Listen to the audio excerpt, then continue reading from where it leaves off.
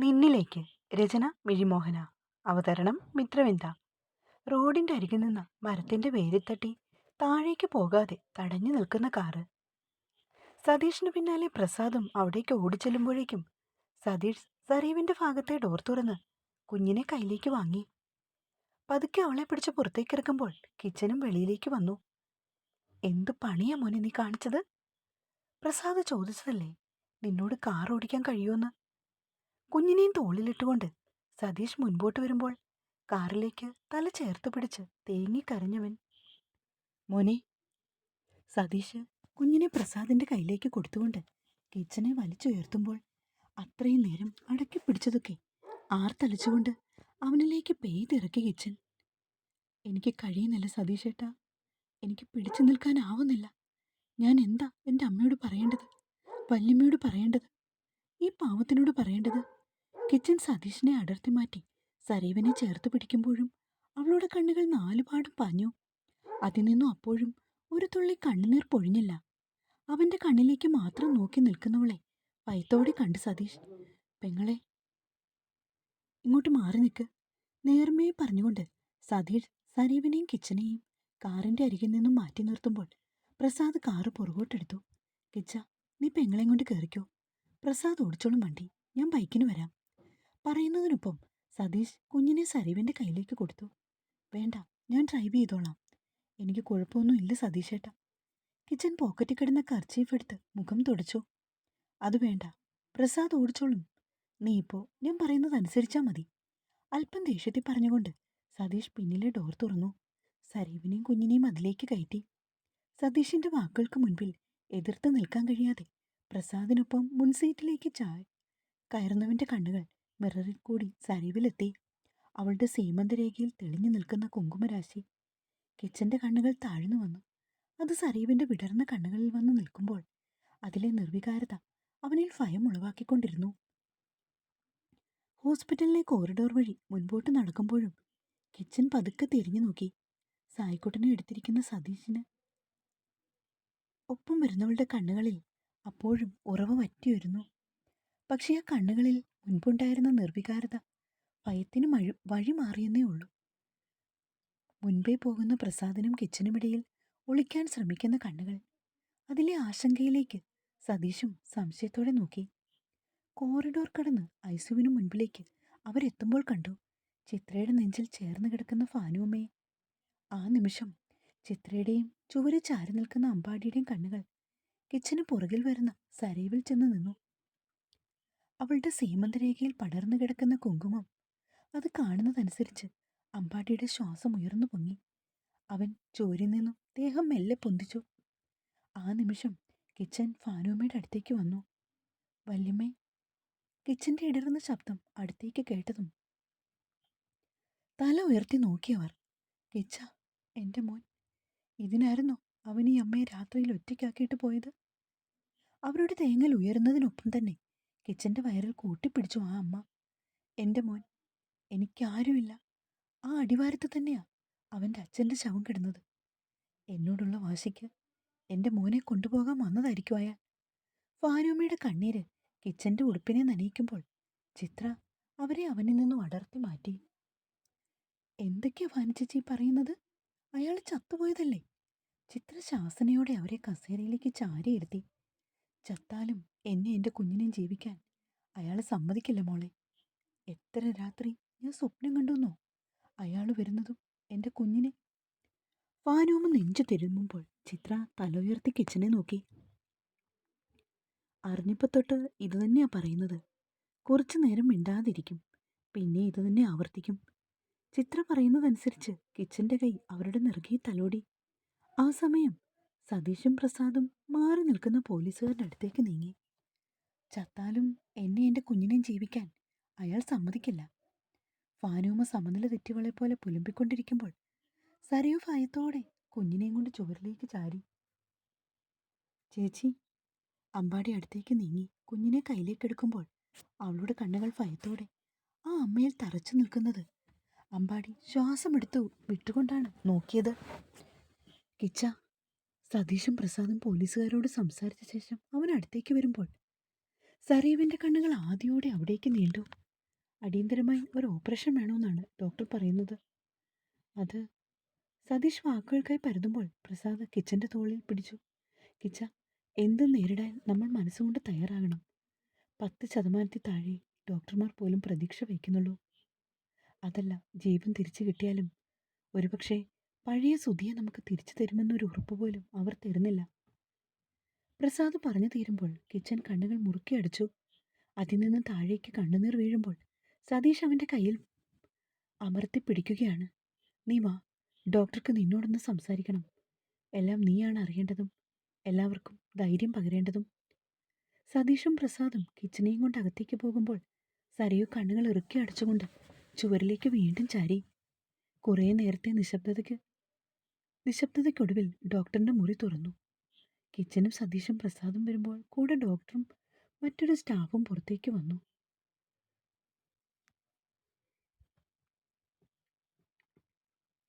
ആ ഡോക്ടർ ഭാനുമ്മയ്ക്ക് അടുത്തേക്ക് വന്ന ശേഷം അവർക്കൊപ്പം കസേരയിലിരുന്നു. പതുക്കെ അവരെ കാര്യങ്ങൾ പറഞ്ഞു മനസ്സിലാക്കി. സ്റ്റാഫിന്റെ കയ്യിൽ നിന്നും ഫയൽ വാങ്ങി കൺസേൺ ലെറ്ററിൽ അവരെ കൊണ്ട് സൈൻ ചെയ്യിപ്പിക്കുമ്പോൾ ആ അമ്മയുടെ വിരലുകൾ വിറച്ചു. കണ്ണുകൾ കിച്ചണിൽ വന്ന് നിൽക്കുമ്പോൾ ശ്വാസം എടുത്തു വിട്ടവൻ കണ്ണുകൾ അവരിൽ നിന്നും വെട്ടിച്ചു. ഓപ്പറേഷൻ തിയേറ്ററിലേക്ക് കൊണ്ടുപോകും മുൻപ് ആരെങ്കിലും ഒരാൾക്ക് സുധിയെ കാണാനുള്ള പെർമിഷൻ മുകളിൽ നിന്ന് കിട്ടിയിട്ടുണ്ട്. ഫാനൂമയുടെ അടുത്തൊന്നും എഴുന്നേൽക്കുന്നതിനൊപ്പം ഡോക്ടർ പറയുമ്പോൾ കിച്ചന്റെ കണ്ണുകൾ ഫാനൂമിലേക്കും സരയുവിലേക്കും തെന്നി മാറി. ആ നിമിഷം ശ്വാസം എടുത്തു വിട്ടുകൊണ്ട് ചിത്രയുടെ കയ്യിൽ താങ്ങി പതുക്കെ എഴുന്നേറ്റവർ. ഐസിയുവിന്റെ ഡോർ ലക്ഷ്യമാക്കി നടക്കുമെന്ന് പ്രതീക്ഷിച്ച ഫാനൂമ തിരിഞ്ഞു വരുന്നത് കണ്ടതും കിച്ചനും സതീഷും അമ്പാടിയും ശ്വാസം അടക്കി പിടിച്ചു. ചിത്ര കണ്ണുകളിൽ സംശയത്തോടെ എഴുന്നേൽക്കുമ്പോൾ ആ അമ്മ ചുവരിൽ ചാരി ഭയത്തോടെ നിൽക്കുന്ന സരയുവിനെ ലക്ഷ്യമാക്കി പതുക്കെ നടന്നു. സതീഷേട്ടാ. ചിത്ര പതുക്കെ സതീഷിന്റെ കയ്യിൽ പിടിക്കുമ്പോൾ തൊണ്ടക്കുഴിയിൽ തങ്ങി നിന്ന് ഉമിനീർ മെല്ലെ ഇറക്കി അവളുടെ കയ്യിൽ മുറുക്ക പിടിച്ചു സതീഷ്. ആ നിമിഷം തന്നെ ലക്ഷ്യമാക്കി വരുന്ന ആ അമ്മയെ കണ്ടതും സരീവിന്റെ കണ്ണുകൾ ഭയത്തോടെ കിച്ചണിലേക്ക് ചെന്നു. നെഞ്ചിൻകൂട് ഉയർന്നു പൊങ്ങുമ്പോൾ അർഹതയില്ലാത്തത് മോഹിച്ചുപോയ തെറ്റിന് അവരിൽ നിന്നും ഏത് ശിക്ഷയും ഏറ്റുവാങ്ങാനായി ആ മനസ്സിനെ പാകപ്പെടുത്തി കഴിഞ്ഞിരുന്നവൾ. പക്ഷെ അവളുടെ പ്രതീക്ഷകളെ തെറ്റിച്ചുകൊണ്ട് നേർത്ത ചിരിയിലും വേദന ഒളിപ്പിച്ചവർ അവളുടെ 2 കൈയും കൂട്ടിപ്പിടിച്ചു. ചെന്ന് നിന്റെ മൗനം കൊണ്ട് അവനോട് പറയ, പുറത്ത് ഒരു പെണ്ണ് കാത്തിരിപ്പുണ്ടെന്ന്. തനിച്ചാക്കി പോകല്ലെന്ന് പറ. നീ പറഞ്ഞാൽ തിരിച്ചു വരൂ എൻ്റെ മോൻ. നീയാണ് അവൻ്റെ ആയുസ്, അവൻ്റെ ജീവനും ജീവിതവും നീയാ. ഫാനോമിൽ നിന്നും അപ്രതീക്ഷിതമായ വാക്കുകൾ പുറത്തേക്ക് വന്നതും അത്രയും നേരം അണകെട്ടി നിർത്തിയ മിഴിനീർ അവൾ അറിയാതെ തന്നെ പുറത്തേക്ക് ചാടി. ശബ്ദമെടുക്കാനാവാതെ വിതുമ്പിക്കൊണ്ട് ആ അമ്മയുടെ മാറിടത്തിലേക്ക് അവൾ മുഖം അമർത്തി. വല്യമ്മേ. ആയത്തിൽ കിച്ചൻ കണ്ണു തുടയ്ക്കുമ്പോൾ അമ്പാടിയും അത്രയും നേരം തടഞ്ഞുവെച്ച മിഴിനീർ പെയ്തിറക്കി. ഡോക്ടറെ, അല്പം ജീവൻ മാത്രമാണെങ്കിലും അവനെ ഞങ്ങൾക്ക് തിരികെ തന്നാൽ മതി. എൻ്റെ മോൾ അവനെ ജീവിതത്തിലേക്ക് കൂട്ടിക്കൊണ്ടുവരും. അവളുടെ സീമന്തരേഖയിലെ കുങ്കുമത്തിൽ ചുണ്ടമർത്തി ഡോക്ടറോട് ഫാനു അമ്മ പറയുമ്പോൾ അയാളുടെ കണ്ണ് നിറഞ്ഞു വന്നു. അമ്മയുടെ ഈ ആത്മവിശ്വാസം, ഈ കുട്ടിയുടെ പ്രാർത്ഥന, അതുമതി എനിക്ക് ഈ ഓപ്പറേഷൻ വിജയിക്കാൻ. ചെല്ലുകുട്ടി, അടുത്ത് ചെന്ന് നീയൊന്ന് തൊട്ടാൽ മതി, അവനതറിയാൻ കഴിയും. ഡോക്ടർ വശത്തേക്ക് ഒതുങ്ങി ഡോർ തുറന്നു കൊടുക്കുമ്പോൾ സരീവിന്റെ നിറഞ്ഞ കണ്ണുകൾ എല്ലാവരെയും മാറി മാറി നോക്കി. എല്ലാവരുടെയും അനുവാദത്തോടെ അവൾ അകത്തേക്ക് കയറുമ്പോൾ സതീഷും കിച്ചനും സംശയത്തോടെ ചിത്രയെ നോക്കി. ഞാൻ തന്നെയാ വാനുചേച്ചിയോട് സരീവിന്റെ നെറുകയിൽ സുധി കുങ്കുമം ചാർത്തിയത് പറയുന്നത് തെറ്റാണെന്ന് തോന്നിയില്ല സതീഷേട്ടാ. ചിത്ര നേരിയ ഭയത്തോടെ പറയുമ്പോൾ സതീഷ് അവളെ ചേർത്ത് നിർത്തി. നീ പറഞ്ഞത് തെറ്റൊന്നുമില്ലടി. ഈ അവസ്ഥയിൽ അവൻ തിരിച്ചു വരുന്നുണ്ടെങ്കിൽ അതവൾക്കും ആ കുഞ്ഞിനും വേണ്ടി മാത്രമായിരിക്കും. അവർക്കാരുമില്ലെന്ന് അവനറിയാം. അതുകൊണ്ട് അവരെ തനിച്ചാക്കി പോകാൻ അവന് കഴിയില്ല. ബാക്കിയെല്ലാം ഇനി നമുക്ക് ദൈവത്തിന് വിട്ടുകൊടുക്കാം.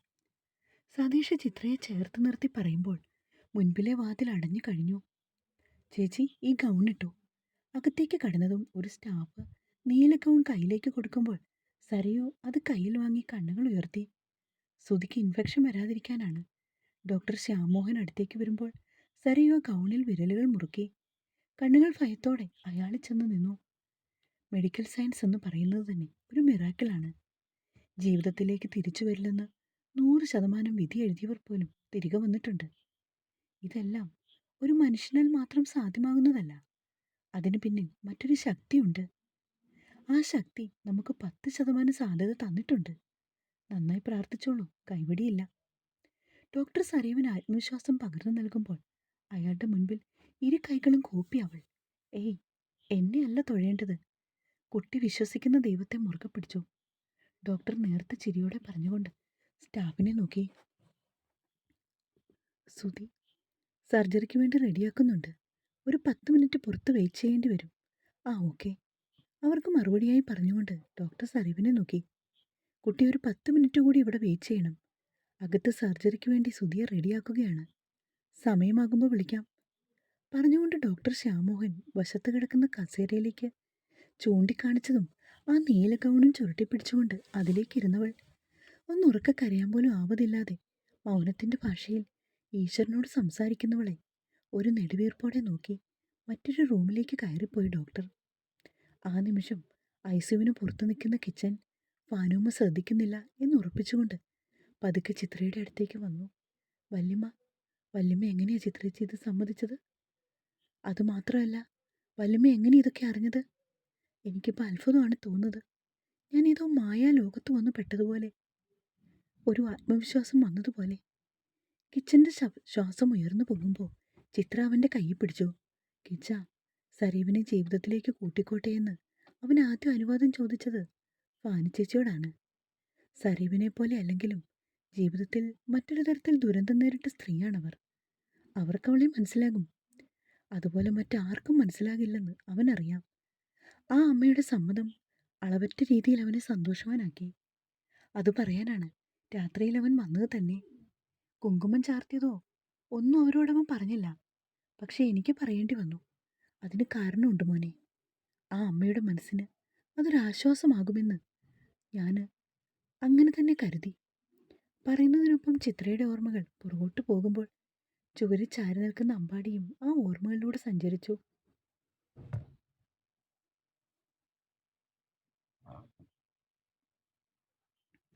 വീടിന് മുറ്റത്തേക്ക് ഉമിയെയും കൂട്ടി അമ്പാടിയുടെ ബൈക്ക് വന്ന് നിന്നതും അലസമായി വാരിച്ചുറ്റിയ സാരിയുമായി പുറത്തേക്ക് ഓടി വന്ന് ചിത്ര. മോനെ അമ്പാടി, സതീഷേട്ടൻ എന്തോ വിളിച്ചു പറയുന്നത്? എനിക്കൊന്നും മനസ്സിലാകുന്നില്ല. എൻ്റെ കൈയും കാലും വിറയ്ക്കുന്നു. സുധിക്ക് കുഴപ്പമൊന്നും ഇല്ലല്ലോ മോനെ? ചിത്ര വെപ്രാളം തല്ലുമ്പോൾ ഉമ്മ കണ്ണു നിറച്ച് അമ്പാടിയെ നോക്കി. എന്താ എന്താ ഉമ്മേ? സുധി, അവൻ. ചിത്ര വാക്കുകൾ പൂർത്തിയാക്കാതെ രണ്ടുപേരെയും മാറി മാറി നോക്കി. ചിത്രാമ്മേ, സുധിയേട്ടൻ്റെ കാര്യമൊന്നും പറയാനായിട്ടില്ല. ആ സേതുമാധവനില്ലേ, അവൻ ചത്തു. അവൻ തന്നെ പോയി ചത്താ പോരായിരുന്നു. എന്തിനാ നമ്മുടെ സുധിയേട്ടനെ കൂടി? പല്ല് കടിക്കുന്നതിനൊപ്പം അമ്പാടിയുടെ തേങ്ങൽ അല്പം ഉയർന്നതും ഉമ്മ അവൻ്റെ കയ്യിൽ പിടിച്ചു. അമ്പാടി, പിള്ളേര് വരുന്നു, കരയാതെ. ഉമ്മ പറഞ്ഞതും തികട്ടി വന്ന തേങ്ങൽ ഉള്ളിലേക്ക് ഒതുക്കി അവൻ്റെ കണ്ണുകൾ ഉമ്മറപ്പടിയിലേക്ക് പോയി. ഹരിയുടെയും ഗൗരിയുടെയും കൈപിടിച്ച് പുറത്തേക്ക് വരുന്ന മാർക്കോ.